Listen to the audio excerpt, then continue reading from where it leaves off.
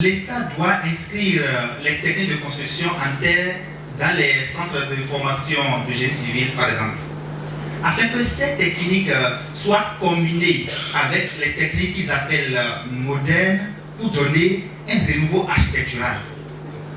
Ce renouveau architectural ne va pas mettre en péril l'identité culturelle et l'authenticité de la chose, c'est-à-dire de notre architecture, mais plutôt donner un peu de confort ou bien du confort à l'architecture qu'ils appellent traditionnelle afin que beaucoup de personnes y adhèrent.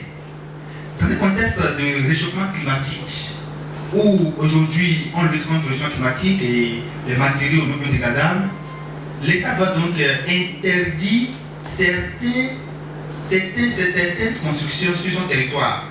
Parce que nous ne sommes pas en France ici, nous ne sommes pas en Europe.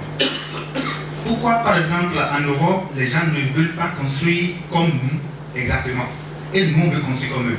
Il y a ce qu'on appelle le mimétisme qui a pris les dessus. Donc, c'est un sujet, à mon avis, très intéressant.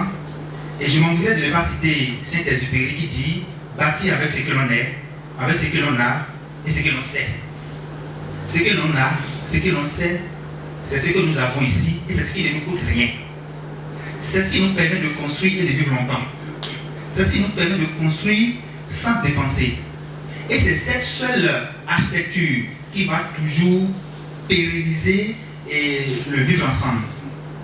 La communauté d'action, on appelle ça Adjolo. Donc, beaucoup de valeurs se cachent dans cette forme d'architecture, en dehors des avantages qu'elle offre.